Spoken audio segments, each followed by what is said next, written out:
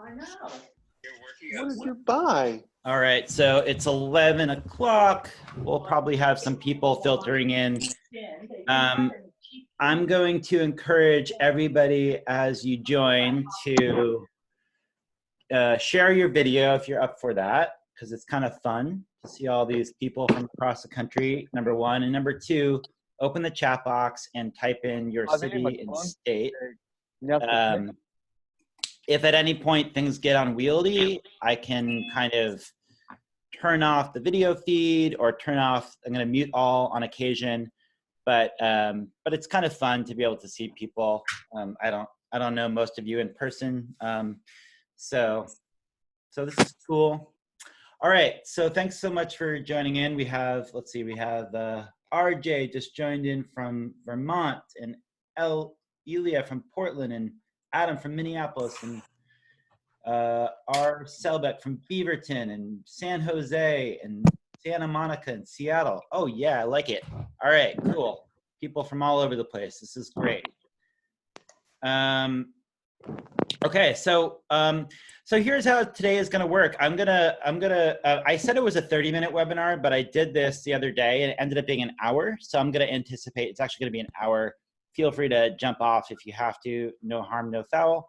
And as I said, I'm going to try in this format here to leave things unmuted when I can. If it gets kind of crazy, I might have to mute everybody, or if there's individuals who have background noise going on, I will have to mute you and I can tell who's making background noise.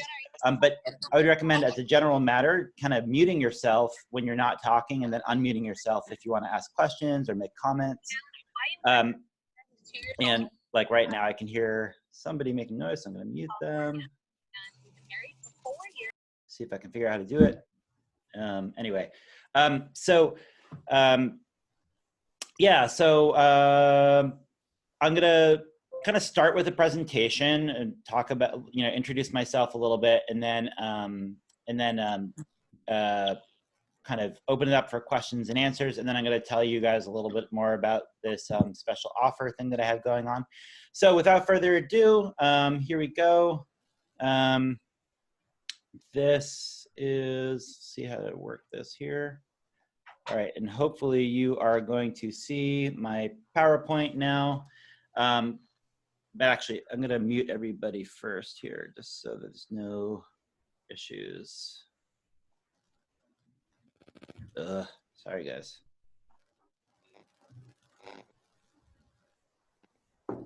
Give me 1 second here. Mute all. Okay.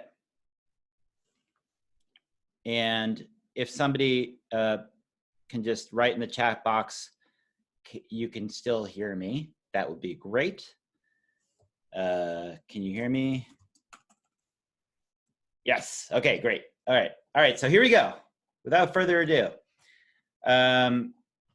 Thanks so much for joining me today. Hopefully you can see my PowerPoint now and see my disembodied head speaking in the upper right-hand corner of your screen. You should be able to screw around with the settings to make that happen. My name is Cole Peterson, and you probably got notified about this presentation through my email blasts, and we did this on Friday, and we're going to do it again today. I anticipate this will take roughly an hour or so, but might be less. Who am I? I'm somebody in Portland, Oregon. I developed and lived in ADUs starting in 2010.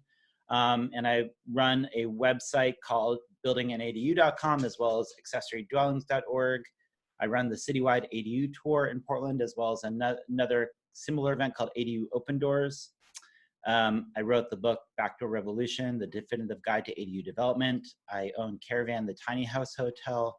I teach ADU classes for homeowners and realtors. I consult with homeowners about ADUs, and I direct ADU Academy. Or at least that's what I used to do. That was me as of 3 weeks ago. As of today, I no longer am running the ADU tour and ADU Open Doors because of the coronavirus. Our tiny house hotel has effectively become non-functional because there's no guests because of the coronavirus. I'm not able to teach classes in person anymore because of the coronavirus, nor am I able to teach classes to realtors, both of which I do on a regular basis. And the ADU Academy that I was going to run, which was mostly full, I had to call off because of coronavirus.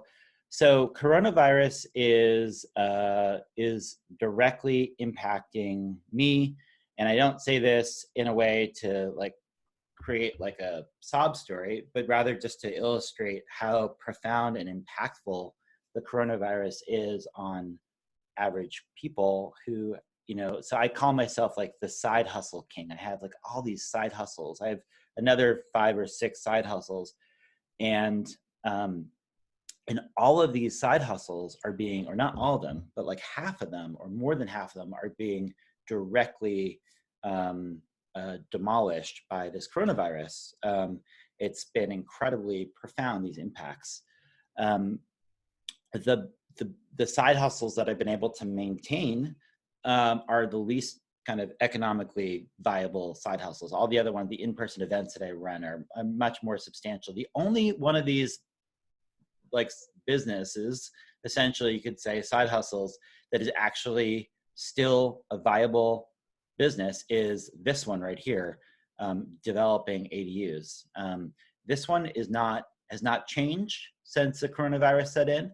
I still own 2 ADUs now. Granted, the renters in there may end up being adversely impacted by the coronavirus and might not be able to pay their rent. I understand that. In fact, I know for a fact one of the renters in one of the 2 units that I have one's a doctor and the other one they work in restaurants. So they're unemployed, but this stimulus package went into effect. So hopefully they'll be able to get unemployment. Hopefully that will come to me, or I will be able to defer my mortgage payments and they'll get reemployed. Something like that hopefully will help, stopgap that particular issue. But the broader point is the ADUs themselves are probably the most substantial form of income that I have coming at me right now in the face of this new world order, because everything else has fallen away. Everything else that was substantial, and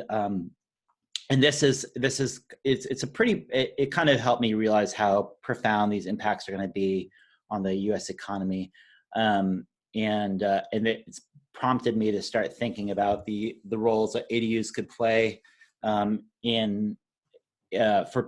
individuals right now, and so that's what this presentation is going to be about today. In 2008, the Great Recession that began in Portland itself actually started to, let me just make sure I'm not missing anything from the chat box. Okay, good. The 2008 recession started to hit Portland around 2008, and then values of properties went down from 2008 to about 2011, late 2011, early 2012. That's kind of the decline. So while we were in that kind of radical drop in values in Portland, nonetheless, in the face of that, while values were dropping, while we did not know when the bottom of that market would happen, nonetheless, that's when ADUs started to take off. So we were developing in Portland an average of 25 to 30 ADUs per year from 2000 to 2008. And then in 2000 to 2010, we started to have kind of this radical uptick of permitted ADU growth in Portland. And this was really due to what was called the System Development Charge Waiver, which is where the city said, hey, we like ADUs, and we want more ADUs to be built, so we're going to waive SDC charges, which are residential impact fees, which were roughly $10,000 of administrative fees that you would otherwise have to pay for developing an ADU. The city said, we're going to waive those fees because we want more ADUs to take off. And lo and behold, it worked. And the city said, we're going to double down, waive STCs again and again and again for years and years. And now they've waived them indefinitely. So ADUs kind of have become really popular and important. But the notable thing is that they took off while the market was crashing in Portland. Now, it's not fair to make a correlation and say that ADUs took off because there was a market recession, but the one data point we have in this country of ADU trends pre-recession in this one city where has been substantial ADU growth for over a decade now, indicates that ADUs do just fine in a recession. So I'm going to kind of tease that apart a little bit today. So from an institutional perspective, I think this is a really interesting thing to think about. Now, when I was building my ADU in 2010, I wasn't thinking about the Great Recession per se. So I don't think it's fair to attribute the fact that a lot of ADUs started to get built during this time to the Great Recession. But I do think it is notable that they were being built in the Great Recession and they were taking off in the Great Recession. So why is that? Well, as I alluded to in my personal anecdote of my income streams right now, I can attest to the fact that ADUs are somewhat of a recession-proof investment relative to other forms of income that you might have. And they're certainly a recession-proof investment relative to anywhere else you might put your money right now. If you, let's say you have some discretionary cash to put into the stock market, maybe not a good idea. I mean, maybe some people would say this is a good time to invest in the stock market. I wouldn't necessarily say that's the case. Who knows what might happen to the stock market in the next 6 months? The stock market is not a place to reliably be able to make income if you're concerned about being able to make income. Whereas ADUs, the second you finish your ADU, you are gonna get rental income. So in the sense that they are a conservative investment, or their tangible asset, a conservative investment that you can definitely bank on getting some income from, that's pretty amazing. And so the way I think about this is right now, ADUs haven't necessarily become better investments than they were before. They've always been really good investments that I would say are better than almost any other investment out there for a variety of reasons. But now everything else has become a terrible investment. And so to the sense that you might care about or be concerned about what might happen to your cash should you put it in almost anything at this point, in any stocks or whatever, ADUs have just gained a lot of kind of intrinsic market value in the sense that they are not going to depreciate in value like other assets might. And even if they did, even if the actual real market value of properties were to drop, which I don't think is going to happen. In other words, for real estate in the residential sector, I'm just speculating here, not an economist, but I don't think we're going to see dramatic drops in real estate prices for residential, although I could be very wrong about that. Nonetheless, ADUs are not you should not be developing an ADU looking at the contributory resale value that the ADU would add to a property. That's not why you build an ADU. You build an ADU to hold that property to generate rental income.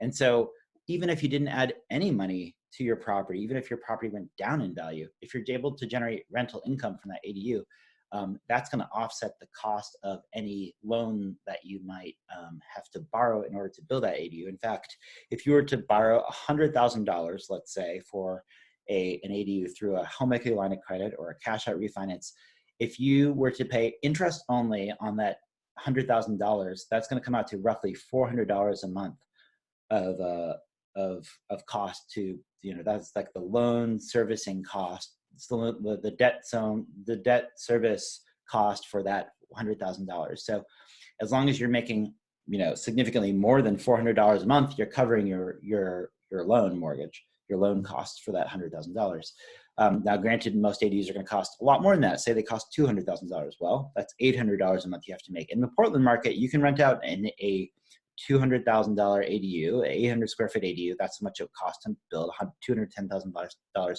You could rent that out in today's market for $2,000. That's roughly the market value. And it's probably a little bit more if you're in Los Angeles, and it's probably way more if you're in San Francisco, and it's probably less if you're, just about anywhere else. but in Portland it's like $2,000.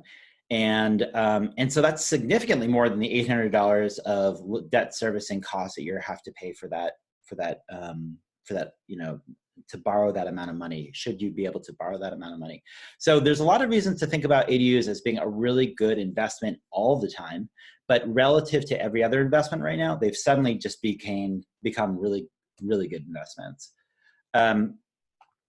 So the next issue that I think is important to think about right now is the fact that the coronavirus is I'm the way I'm thinking about the coronavirus. I come at ADUs from a climate perspective. That's why I care about ADUs. That's why I want to see more ADUs built. I don't really talk about that too much, but I'm, you know, in an academic sense, I'm kind of looking at the coronavirus as a time-limited trial run of what humanity is going to be facing for the rest of our lives and for many, many, many more generations to come.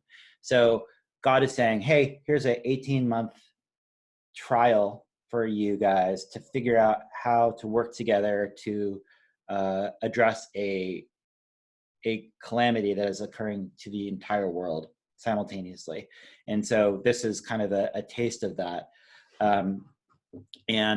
And so I hope that we can collectively figure out solutions and ways to address, you know, stopping the spread of coronavirus, but also thinking more sustainably about what do we have to do collectively to work together to kind of mitigate the impacts of climate change in the future. One of those things is, you know, creating more resilient housing stock in walkable, bikeable neighborhoods. And ADUs happen to be a direct way to create that type of community development on a grassroots level. This is not a federal government mandate that you have to build an ADU, but rather, you know, this is something everybody can do in a substantial way to build an additional housing unit in their neighborhood, which most likely is a walkable, bikeable neighborhood. If you're interested in building an ADU, it's because you live in an area, most likely, that is experiencing a housing crisis, and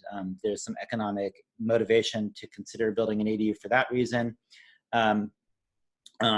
So anyway, so there's ADUs have a lot of benefits from both the constrained size of the structure itself as well as the location of where it's built. And so I kind of thinking, all of a sudden I'm being like, okay, so this is really a big opportunity for ADUs to make a splash in terms of being a solution that has a lot of scalability across the country. And it makes a lot of financial sense right now for individuals to consider putting their money in an ADU as opposed to just about anything else in the world right now. In order for that to work, though, cities across the country need to have much better ADU regulations than they do now. Right now, as it stands, California has really good ADU regulations. Oregon now has really good ADU regulations statewide, and Seattle. A couple other cities in the country have good ADU regulations, like Austin, Texas.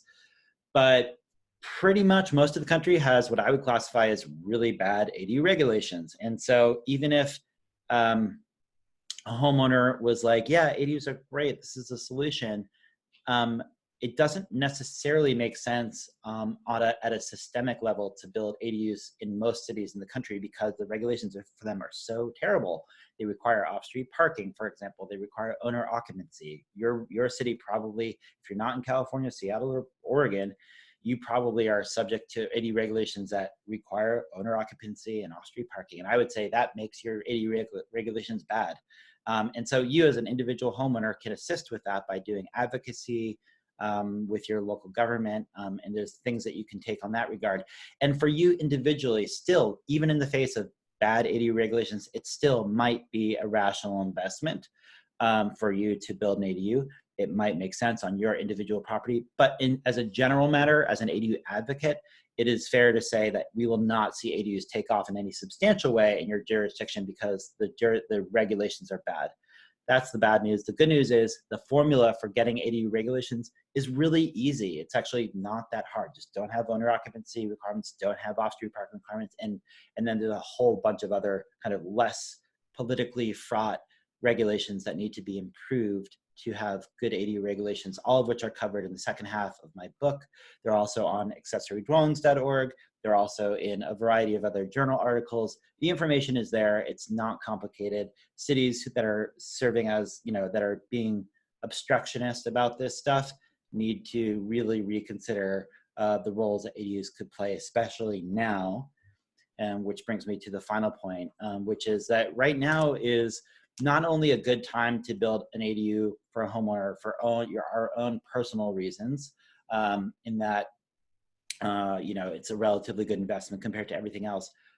Not only is it a good investment for that reason, not only is it a good investment because labor might become less expensive in the next couple of years than it has been previously because there's going to be a lot of unemployed people, but thirdly, this is the time to do it because whole sectors of the economy, I speculate, again, I'm not an economist, but I'm speculating here. So whole sectors of the economy, namely storefronts and a lot of in-person types of retail experiences, whether they be bars, restaurants, venues, movie theaters.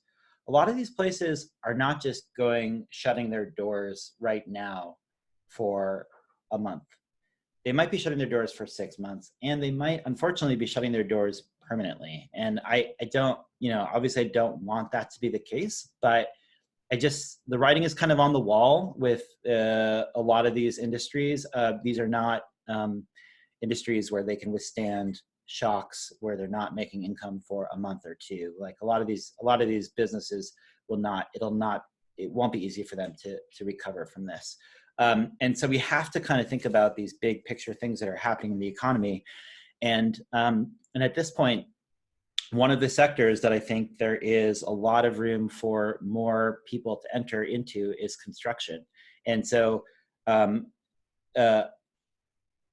there's a variety of different forms of construction that can take place. There's, multifamily construction and commercial construction and residential construction and rehabbing and all that. But ADUs are definitely a portion of that. And there's a lot of scalability and potential for ADUs to be a lot bigger of a marketplace. And right now, before this coronavirus issue hit, there was already a lack of contractors. And I guarantee you that will not change. Contractors are going to be busy. But now suddenly there's a whole sector of the American economy that is not going to have permanent employment in their old type of work. And a lot of those folks are going to be very able people who could get into doing construction. And so small contractors who have been running their own show, 1 or 2 person shops, could potentially hire on a couple more people to start in with them.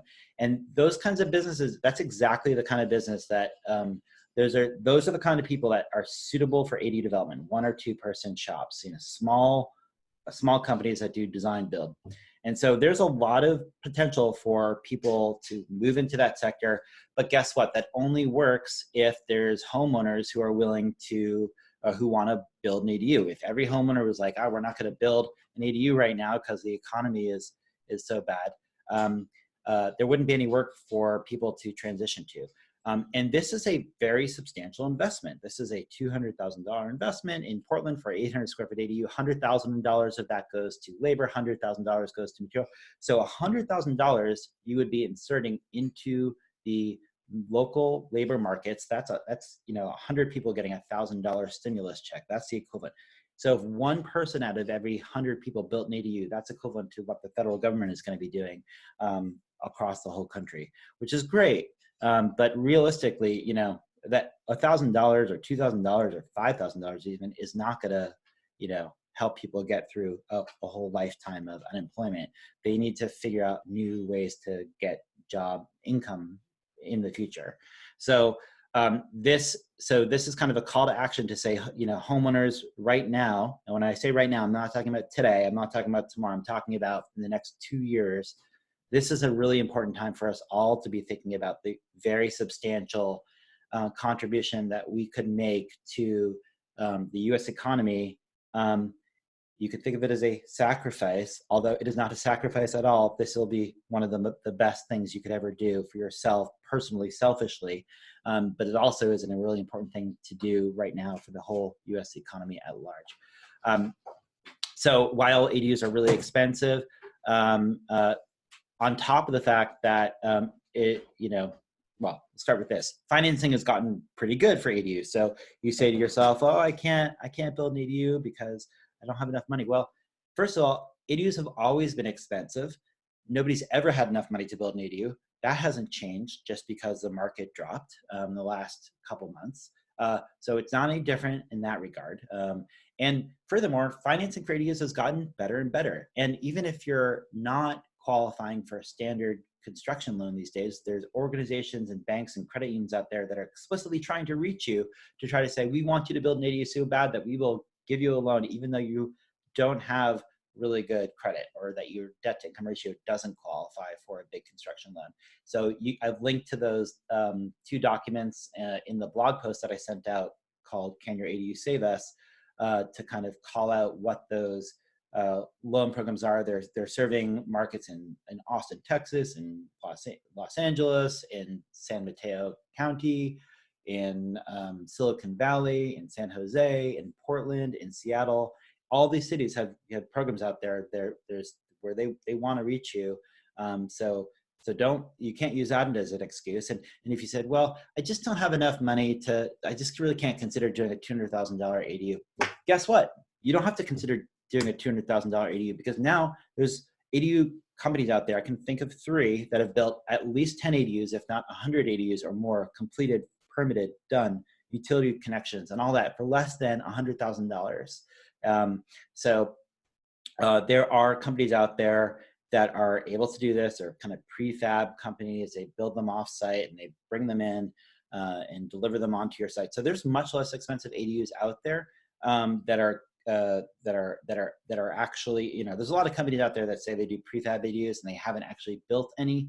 So I'm reticent to talk about, all those, but I just want to, clarify that indeed there are a handful of companies that serve California, Oregon, Washington, that have done this and are successful, and they're the real deal. So, and I've been to the factories, so I've seen them installed. So this is actually happening. And again, I linked to some of those examples in my post. And just to reiterate this point, ADUs are a safe investment. They, unlike everything else right now, they are safe. Not only that, they're a really good investment, just like they were a really good investment a month ago. So now is a great time to consider building an ADU because everything else is not a good investment. So I'm going to open up the mics now and go back to unmute all and see how this craziness goes. And if you can mute your own screen, if you're able to, that would be helpful so we don't have to hear everybody. I'm gonna give me a second while we try to how do I do this? I'm trying to see everybody else. All right, so I'm gonna start off by answering some questions from the Zoom chat window, and I'm going to mute all for a second. Okay. And in a minute, I'm going to open up the chat window. Sorry, in a minute, I'm going to open up the video so we can all see that. Or unmute all. Sorry, I'm just talking over myself here. All right, here's a great webinar. That's awesome. Can we talk about the specifics of building an ADU, Vivek? So that question. So I'm going to get to that in a second about the specifics of building an ADU, and I can take individual questions about that. Is there a modular building market for ADUs to reduce cost? Yes, I answered that question. I'm a resource for financing ADUs in California and Oregon based on the future as completed value. Thank you. Yep, I'm Skip. I'm familiar with that company. That's awesome. Loan Depot. So check them out. If you're building an ADU in Southern California, Yosef is putting out his URL. Do you have information about financing to get a loan to build an ADU? Yep, I already talked about that. check out the posts on accessorydwellings.org, sorry, and buildinganadu.com, the post that I just sent out.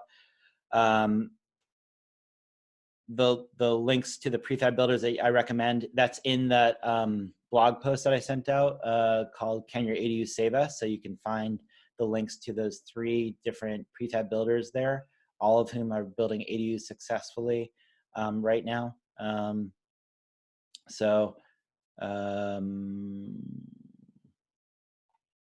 Sorry, stop share. Oh, there we go. Okay, good. Okay, and then lastly, best resources for owner builders with no license, but some experience with building. So I'm going to get into that Silver Monkey in a second. Is there a developer model, or do ADUs typically only work for long-term rental income? Okay, so let me answer that question, because that's something that I think I can shed some light on. So historically, professional developers, builders have not built ADUs. Historically, it's been something that homeowners have done, but now that ADUs are starting to gain some traction, developers have figured out that they can build ADUs and hold those properties as property managers, and so they make sense for developers as long as they're holding the properties, just like they make sense for anybody who's, any homeowner is going to hold the property. They don't make sense as short-term investments. In other words, if you're going to buy a single-family residential property, add an ADU to that property, and then sell that property, you would lose money on that deal. That would not be a good investment. However, if you're going to hold that property for like 8 years or more, they do make financial sense. So it kind of depends on how much you're spending on the ADU, how much you can rent for, and that kind of dictates how long you'd have to hold it. Now, nowadays, some spec developers in Portland and other markets have figured out a way to build ADUs into the speculative structural typology of spec new development in the form of basement ADUs, which only cost an additional, say, $30,000 to build when you're adding an ADU, a basement ADU, into a new house, and then you could sell that house for $30,000, $50,000 more. That's not like a killer deal, but it's definitely something that some developers are doing. The other thing that a lot of developers are now picking up on in Portland, I'd say maybe 10 to, well, I know for a fact, I think 20 to 30 ADUs were developed this way in the last year, are condoized ADUs. So that's something you can't do in California, but you can do in Oregon, you can do in other states. It's happening in Austin, Texas too, where a developer would buy a single family house, build an ADU in the back, condoize both units, and sell off the ADU independently of the first house. So that's a business model that does work to some extent. The reason that I would be cautious about that approach is that you have to take a haircut on the value of the primary house. So the primary house is going to lose value in the sense that it's not going to be worth quite as much, because it's not, you don't have, it won't have its own backyard anymore. It'll have a smaller backyard, so that you have to, devalue the front house to some extent. So even though it seems really good at first blush to build a $200,000 ADU and sell it for, say, $400,000, realize you're going to have to take $100,000 or so off of the value of the front house, and then the homeowner who buys that ADU is going to have to be entering into a small condo, and they might not want to. There might be a smaller audience for purchasing a condo than buying a fee simple house. So it's not necessarily a slam dunk, even though it might seem so at first blush. You can read more about that concept on accessorydwellings.org if you're interested. All right. Any referrals for Washington state lenders who get the concept and have programs for the same? Sure, check out Craft 3 ADU loans. Just type in CRAFT ADU loans, and that's a lender that serves Washington. Another really cool lender that's serving Washington, at least the lower half of Washington, around Vancouver, Washington, is called Consolidated Community Credit Union. One of their things that they're doing now that's really interesting is providing second position loans based on the future value of the project. So this is the first organization in the country, I think, that's saying we'll give you a home equity line of credit, but it's not going to be limited to your current market value. It's going to be based on your after rehab value. So that's really innovative. I'd like to see a lot more lenders doing that, and they're serving Southern Washington County. Shared appreciation financing. So this is something that has been coming up now. A few companies are doing this. Unison is one. I'm not, I guess I will say I'm not savvy enough to really give you solid advice on this. The way I would think about this is a last ditch type of financing resort. So this is not something to do in general for most people. This only makes sense if you have a real crisis of a need to build an ADU. You don't have any cash, you can't borrow any money. That then all of a sudden becomes a viable way to borrow money. I don't want to go into the specifics of what shared appreciation financing is, but you can read about it on accessorydwellings.org. There's a post about that issue from a few weeks back. I'll pull it up right now just so you guys can see it. Give me a moment here.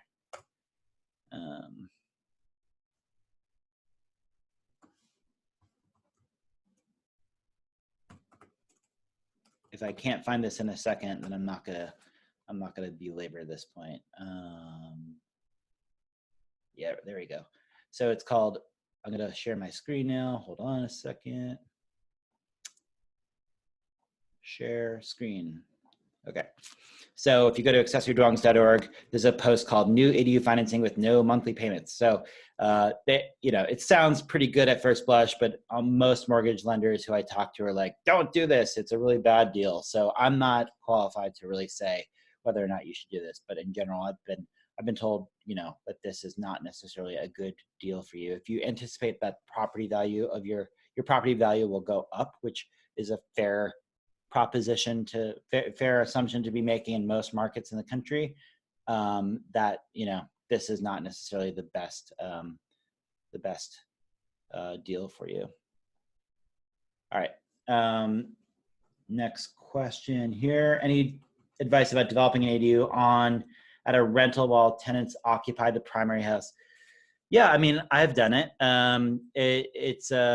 Let's see, I lived in the primary house and rented out and developed an ADU in the back. It's not that bad in terms of noise. I would just knock off some money from the rental agreement from the primary house during the time of construction, and you have to put it into the lease agreement that you're going to be doing this. So, but usually you'll know more than a year. You'll know within a year. When you write your lease, you'll be able to anticipate that you're going to be doing this project. So I have it in the lease of one of my properties that I'm going to be building an ADU in the backyard, and when that happens, that's part of the agreement. And so I'll just include that in the lease indefinitely until I'm able to do it. I also did a basement ADU in a house, and here's my little story. So I rehabbed the upstairs of the house. It was going to be an investment property. Then I started to try to rent it out, and I completed the basement ADU, starting to do the basement ADU, and I was like not getting any renters for the upstairs, which was a big bummer because I was carrying the mortgage on the upstairs on the whole property, and like it took me like 3 more months to finish the ADU. Finally, I got renters in the upstairs for like the final couple weeks of me doing the construction project in the basement, and they were complaining about the noise from like me screwing a little drywall screws into the wall at like 11 o'clock at night. And I was like, oh my God, I'm so glad I didn't have renters in there for those preceding 3 months, because they would have been so pissed off. So I guess the lesson there is, if you're going to be doing a basement ADU, it's going to have particular impact, and you should be, you're going to have to work your schedule around the timing of when they're not around. But if you're doing a backyard ADU, it's not going to be that noisy. The noise won't transfer out, except for say the first month of construction, the excavation, the foundation, the framing, the sheathing, that stuff, which will go through pretty quick, in like a month. After that, all the interior finish work, which is the bulk of the project, it's not that noisy, and this noise won't transfer dramatically through the walls of your adjacent house or neighboring properties. I mean, yeah, it's a hassle for 6 months, but it's not that bad. Okay, next question from Tony. Thanks for hosting. I've read your book and spent a fair amount of time researching building a dadu here. Okay. I've been working with designers and having contractors out. I can't get anyone out so far to give me an estimate under 375. Should I wait out this construction boom, or am I talking to the wrong builders? I'd say you're experiencing the exact same problem that everybody else is experiencing who's trying to building an ADU in most markets. So the problem with ADUs is the places where ADUs are prone to take off is where there's a housing crisis, because that's where they make sense financially. In those same markets, thanks Mark for the in those same markets, labor is inherently going to be more expensive, because that's because the contractors have to pay for their own rent, and their housing is more expensive, so they're going to charge more. And there's a shortage of that kind of worker, because in the 2008 recession, a lot of people who did construction left that field. And so there's been kind of a labor shortage in the construction sector for a long time. So these are not practical tips, but this is kind of an explanation of why you are experiencing this issue of having $375,000 ADU bids. Now, you think you've got it bad? Go to San Francisco, try to build an ADU for the low price of $350,000. Good luck, it's going to be $400,000 or more.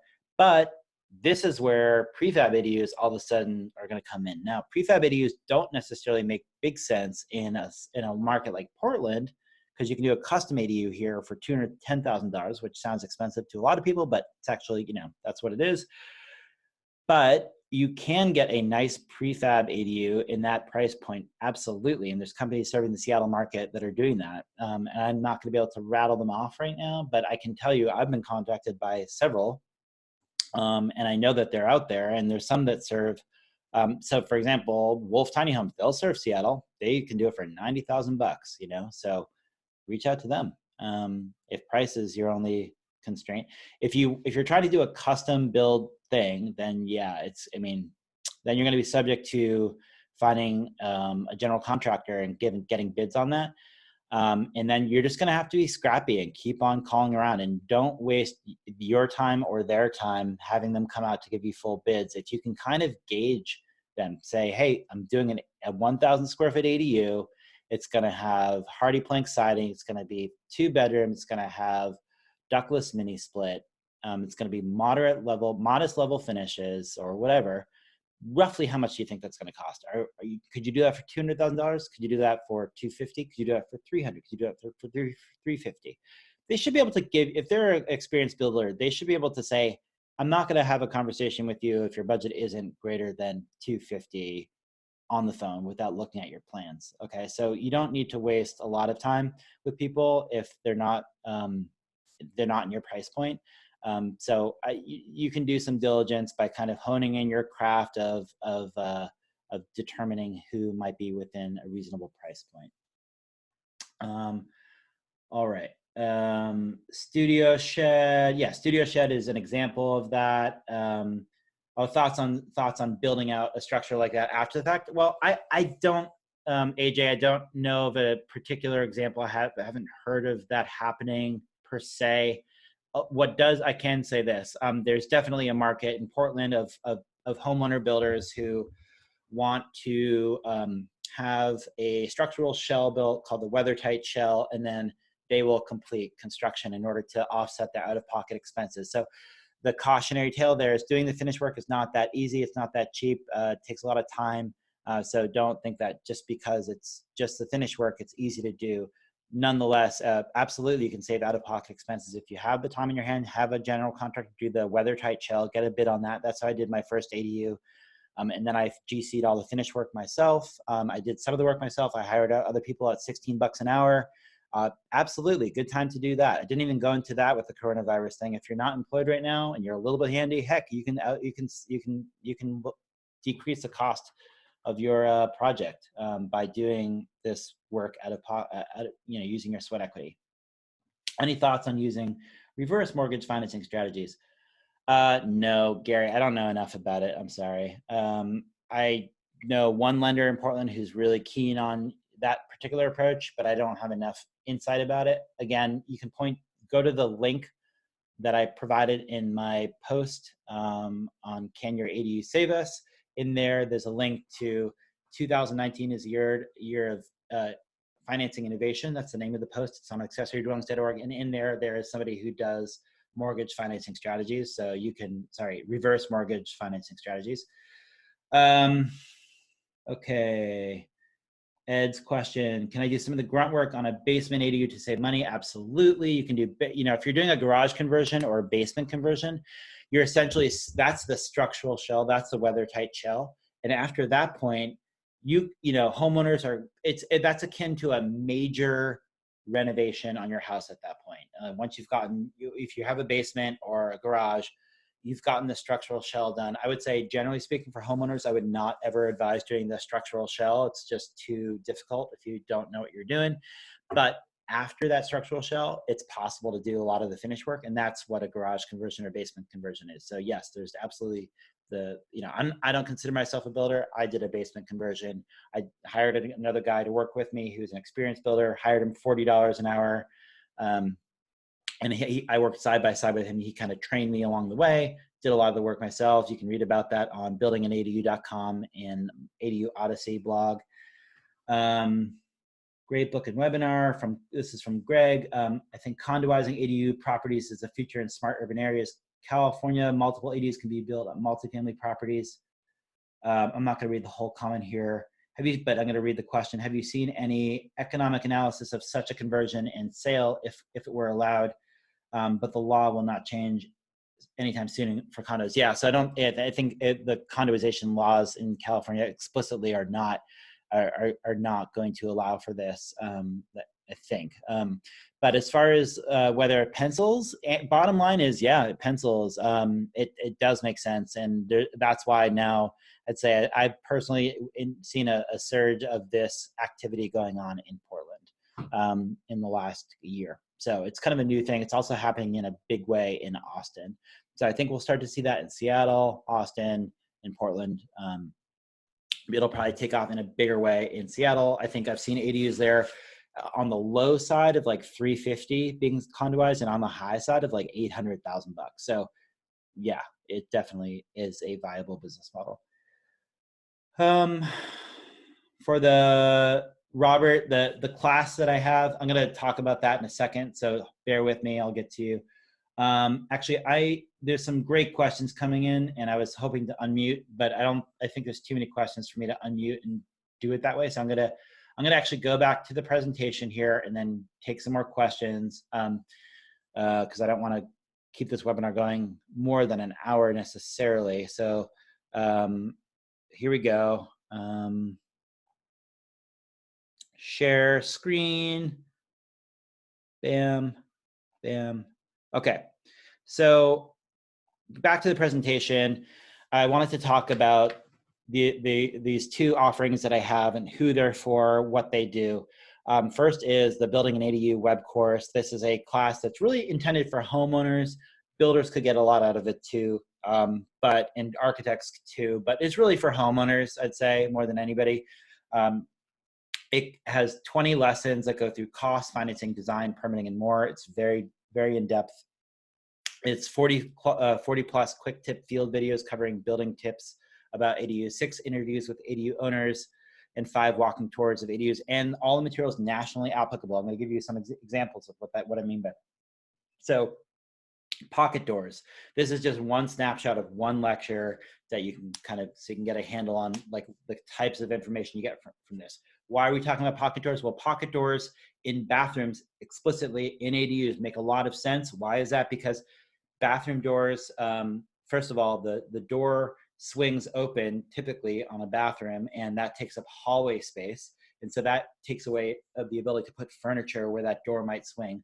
But explicitly in bathrooms, we're also interested in potentially putting a secondary door between where the toilet is or where the shower is and where the sink is.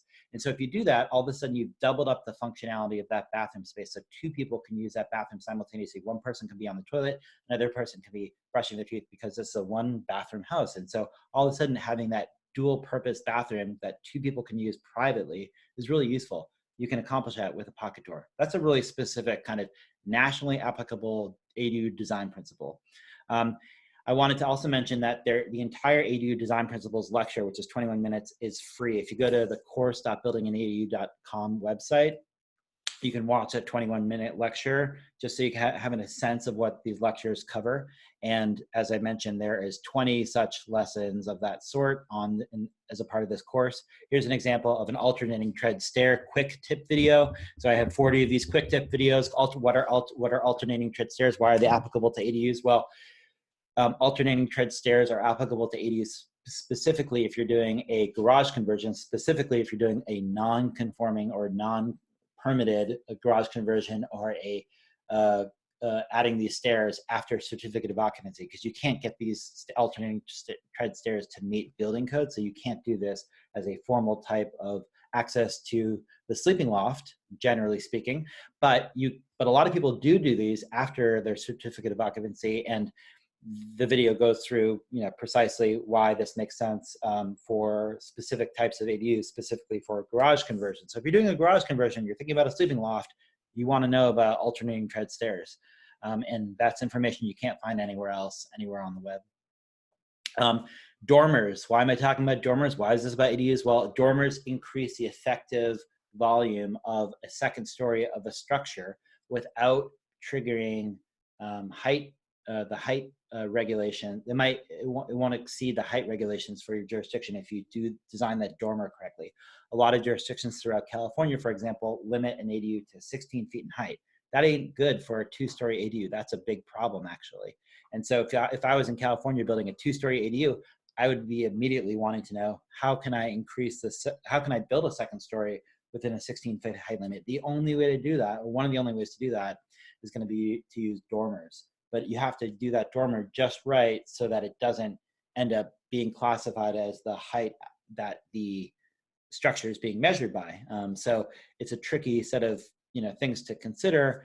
There's other ways to deal with these height constraints too, but this is just the dormer trick, and so I go into that in one of the quick tip videos. We do interviews with homeowners who've just built ADUs, so you can kind of get a sense of what their experience was like building it, and then we get a walkthrough of ADUs with the owners. They point out all the design tips and tricks that they incorporated into their ADUs.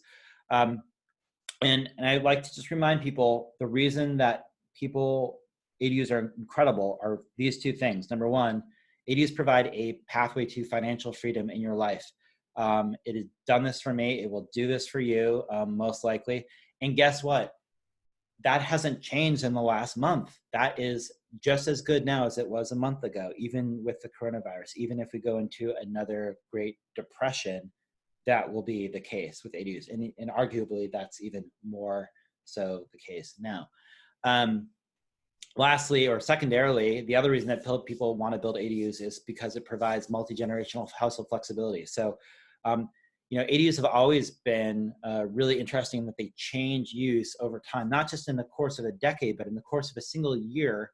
People might use their ADU for a long-term rental, a short-term rental, a guest, for an office space. And guess what? Now people are starting to think about converting ADUs that they have that have been on the short-term rental market, which doesn't exist anymore, right? All of a sudden, the short-term rental market is dead in the entire world, basically. What do you do with all this housing stock? Well, ADUs make great self-isolation centers. And so there's people now using ADUs as a self-isolation place if they have somebody who needs to self-isolate for a period of time. That's going to be a need for like the next year. So for the next year, while you don't have a good other strategy to use with your ADU, if it's a short-term rental, put it into the long-term rental housing stock, market it on Craigslist as being a self-isolation, self-quarantine space. That's a good use of an ADU. And we need like small independent housing units for that use. So I think we're going to see some more of that happening, but that's not, in general, that's not a use of ADUs, but obviously like it's an incredible use that they can be used for right now. So that baked in flexibility that ADUs provide is one of their redeeming assets. The second thing I wanted to talk about is the book. The book is written in two halves. The first half is for homeowners who want to build ADUs. It goes through a lot of different stuff, the same stuff that's kind of covered in the web course, but in kind of more depth, but it's a written form. So some people like to watch the videos better because they absorb better that way. The second half of the book is for policymakers who want to see, or advocates or architects or urban planners who want to see more ADUs built. And it goes through all the kind of best practices and statistically based evidence about the impacts that ADUs have and what you can do to advance ADU development in your jurisdiction. And we close out with my favorite chapter. One of them is just civil disobedience and accessory dwelling units, which is to say, hey, if your jurisdiction is being stupid about this stuff and they're not passing good codes, there's workarounds. For example, did you know that there's such a thing as a detached bedroom? A detached bedroom might have everything an ADU has, except for a kitchen sink and a stove. And you can put that in your backyard. You can rent it out legally above board with permits, no problem. It's totally legit. And guess what? If you don't put a kitchen in, it's not classified as an ADU, and then you don't have to have owner occupancy and off-street parking. And so, screw you, planning department. I'm going to do this anyway and solve all these same global economic, social, environmental problems, and be able to generate income and help get us out of the coronavirus recession. So if I was in a jurisdiction that didn't have really good ADU codes, that's what I'd be thinking about. And this chapter kind of deals with a lot of these other, workarounds that are out there, from tiny houses on wheels to bump out additions to your home that are not legally classified as an ADU. So the deal that so that's $25 for the book. You can order that on buildinganadu.com. The ebook is $15. The ebook is better in the sense that it's color images and you can type in text and find the text citations throughout the book instantly, which is kind of cool. The paperback is better in that it's a physical book. So whatever works for you is fine. In either case, if you purchase my stay home special, which is valid through Wednesday, so April 1st, is if you purchase a copy of Backdoor Revolution, print or digital, you can join the Building an ADU web course for half off, it's normally $299, and I'm doing half off, so you can join it for $150.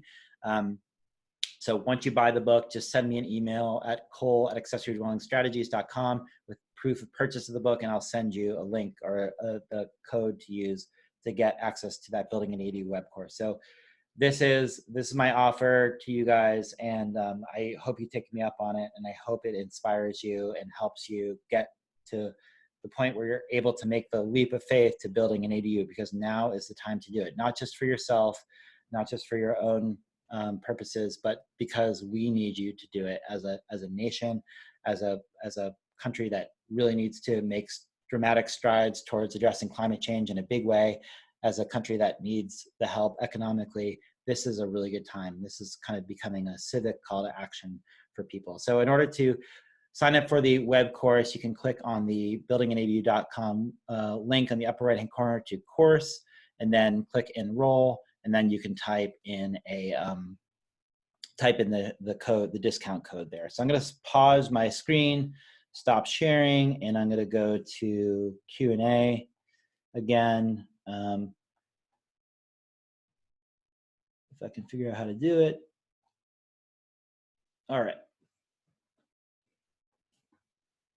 So, wow, a lot of questions. So hopefully I answered your question, Robert, about the whether ADUs make sense or whether the class makes sense for builders. I think arguably it does. Oops, I don't want to be sharing here. Whoever's sharing your screen, I don't know how you did that, but you shouldn't be. I'm going to share my screen instead, just so that doesn't happen again. Okay, and now stop sharing. Okay, all right, so you try to go to gallery view if you want to see everybody, or just go to speaker view so you can see me. All right, so I'm going to read through these questions. Bear with me as I attempt to do this. There's a lot going on here, so it's hard for me to manage all this. Okay, I have a development proposal to build 2 homes in northern Minnesota city, in northern Minnesota, on donated land as a part of a program the city is sponsoring. They are each designed with a roughed-in ADU above the garage. Is this a good strategy and likely to yield a better end sale for me as a developer? And can you estimate the upside to a new buyer? Yeah, it's a good question. So the contributory value of ADUs is the $100,000 question that nobody has an answer to. And this is for Dan. So the rule of thumb that I've given right now is, in general, it's not, I can't in good faith say that ADUs will add as much value as they cost to construct out of the gate. So it's not a good short-term investment. So in that regard, it's not something I would suggest as a profitable business model. That said, it might pencil out just fine if you're already going to be building a structure. So when you're doing like a basement ADU in a new construction house, it doesn't cost that much more to build that basement ADU, $30,000, $40,000 more, and you might be able to sell the property for that much more. And if you're building an ADU above a garage, some of those same principles might apply. If you're going to build that garage anyway, then you're already building that structure, and building a second story on that structure isn't going to cost that much more. So it's probably going to end up being about a wash, I would guess. But I can't be certain about that, and I wouldn't want to lead you astray. Most of the information I have is for homeowners, not contractors. No, Robert, I mean, I'll say I have been teaching classes for our contractors and for professional designers for a long time. So I think almost anybody who comes to my classes gets a lot out of it. Building an ADU, the actual act of construction, is not any different than building a single family house. The things that are a little bit different are the utility connections. And I go into that in the last chapter, the administrative aspects of utilities in the appendix of my book. So you can read about that there. So yeah, I don't think you necessarily have to read the book or take the course if you're a builder, you want to get into ADUs, but I think you would get a lot of value out of seeing the quick tip videos to kind of see best practices for ADU development. Things like the dormers that I was showing off, or the alternating tread stairs. Those are things that might help builders kind of accelerate in their field. And the ADU Academy that I offer is specifically for builders and designers and professionals, and it's taught by builders, designers, and other professionals. So that's a good course to consider attending when we can run that again. We were going to run that in April. That got canceled because of the coronavirus, yada, yada, yada. Okay, next question. I'm pending on the surface on the purchase of a single family house in Ellensburg, and I've spoke with the city inspectors, and looks like I can divide the existing house into a primary dwelling and ADU without modifying exterior walls. Any tips for ADUs in Ellensburg in general? They don't seem to be common here yet. Yeah, I haven't heard of ADUs taking off in Ellensburg yet. No, go for it. If you can do an internal conversion legally by right, that's absolutely a good thing. If you have an oversized house and you are not using it to its maximum capacity, which is, by the way, most houses in America are that way. Yes, do an internal ADU. It's inexpensive. They'll rent out for just fine. It's not very common, actually, which is surprising, except for basement conversions. But other internal conversions are totally an option. You can do that anywhere. You can do an ADU. You can do an internal conversion of a portion of a house, and you should. So in general, do that. Joseph is saying, give him a shout out if you need to talk to a contractor about how much it'll cost to do a project.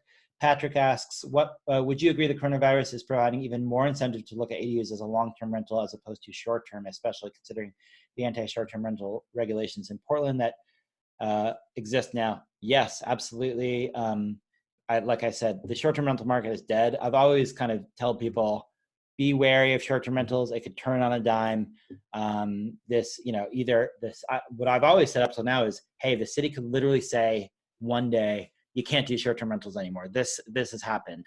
And so you better not be doing your pro formas based on short-term rental. Not to mention that in Portland, the short-term rental market is vastly oversaturated. There's so many more units than there is demand for 8 months of the year when we have no tourism. Being a hotel owner, I can say that. So we've always had that problem, and now absolutely, short-term rental market is dead. Do not go into that space. Build it for long-term rental, and there is a market for that. Now, the long-term rentals might take a little dip from what they were like a month ago, but it's not going to be a dramatic dip. There's still plenty of demand for housing, and there will be for a while. And Craig says, California is awesome. Yes, absolutely. California is great for ADUs. Dan asks, is it worth working with an architect first to get a design, then shopping around for a builder second, or just bringing your homeowner concept to a design build combo contractor? Dan, both avenues can make a lot of sense. The traditional conventional way is to get a set of plans, shop it around to a bunch of builders, get 3 bids, get the lowest bid, go for that. Do not do that with an ADU. That's not a good way to proceed. And rather, get a builder on board at the outset, and do a design build process. It doesn't mean hiring a design build company per se, but rather getting a builder to be involved with scoping out the scope of work, so that you can know roughly what kind of cost you're getting into, and that builder can help guide that conversation with an architect to get you into a type of design that you'll actually be able to build. What you do not want to do is have an architect give you a set of designs like this person in Seattle was saying, got a set of designs, and all the builders are saying it's $375. Guess what? That person might not be able to get their bids less than, say, $325, and all of a sudden they can't do that ADU, which means, guess what? They need to redesign the ADU, which, guess what? Costs $10,000, which, guess what? Delays their project by 3 months and costs them $10,000. You do not want to do that. So this is all stuff that I kind of cover in my book. There's not one way to go about this process, but there's certainly considerations that you should take into account with incorporating a builder into the design phase, so that you don't get yourself into a position where you're not able to afford building what you actually want. Where is that slideshow video located on your website? Not sure how I missed it in the past. So Tony, if you go, let me just I'll walk you through how to do this. I'm going to share my screen here. And sorry guys, this is going over. Obviously, if you have to go, I understand, but I'm going to keep going through this stuff for a few more minutes. So if you go to buildinganadu.com, and then you go to course, and then you go to, actually I'm gonna do it from here because I'm logged in on that site. So I'm gonna go to course, sorry. And then I'm gonna go to scroll down, click that, and then there's one link that says you can preview it. Just click that preview button, and then you can watch that video right here. And that's free. Anybody can watch that. So I'm not logged in right now, so that's how you would do it. Okay, going back to the Zoom, stopping share. Okay. All right.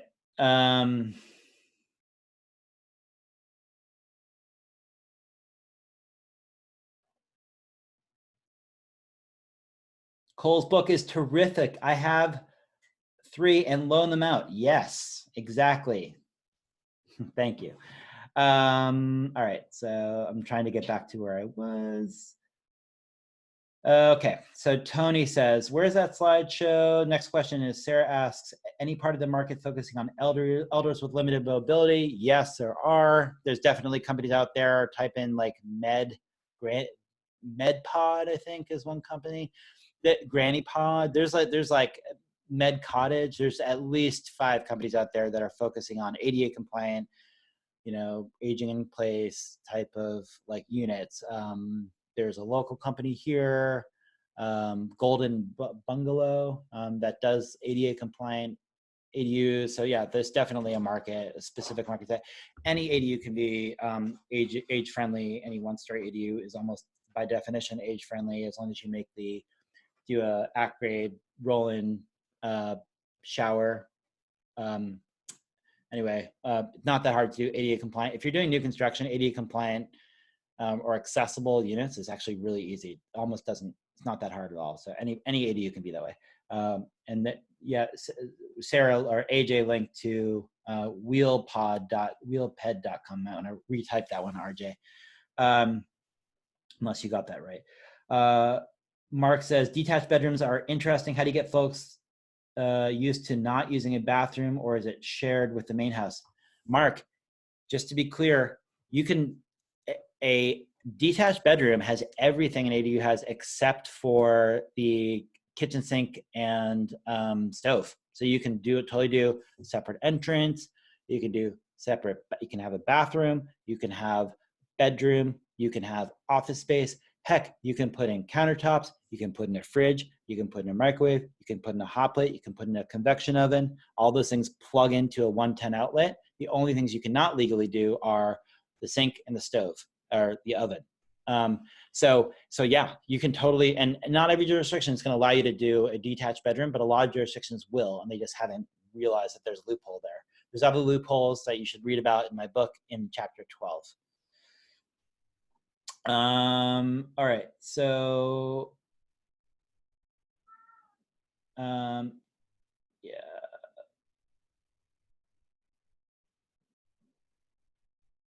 Okay, Ari, the link to your Can Your ADU Save Us, just go to buildinganadu.com and go to the very top blog post. Read that blog post thoroughly and you will see all the links to the 3 prefab builders. They're sequentially put in there. So you'll just have to note there's 3 separate links where I'm talking about inexpensive ADUs. They're in there.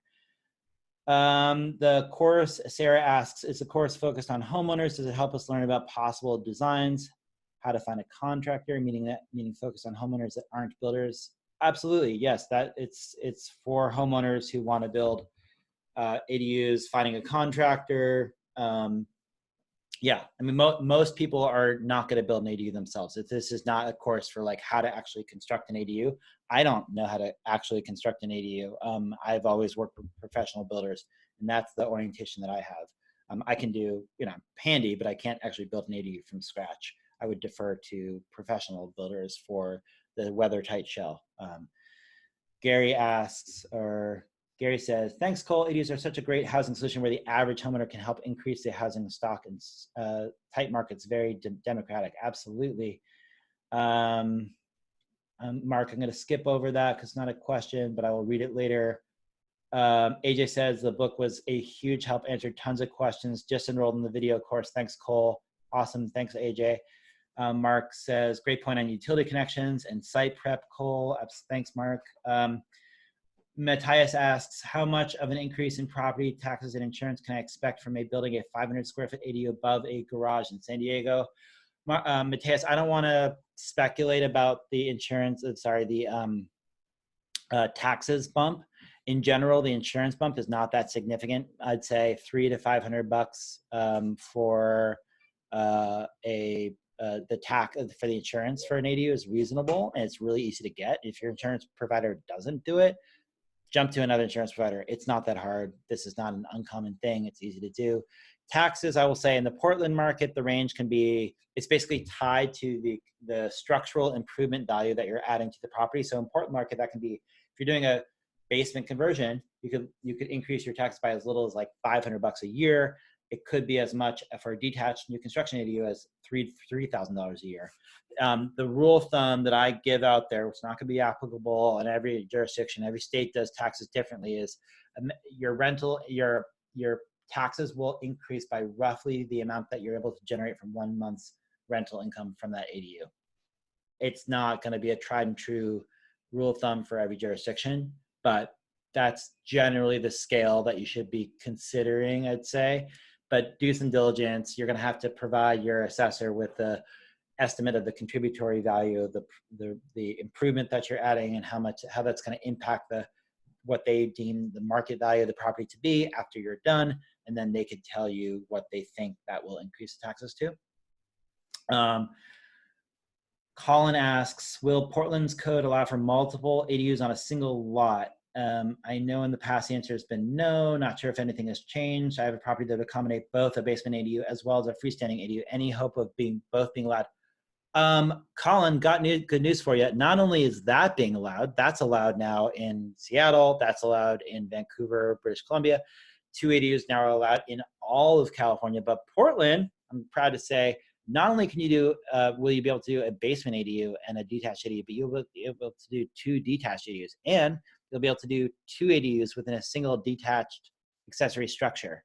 That is where codes in the country need to go. We need to get to a point where we're allowing multiple ADUs or multiple units on every single family residential property. That is the future. That's the direction cities are going along the coast. And so yeah, Portland's going to be on the fore of that when the residential infill project passes in the fall.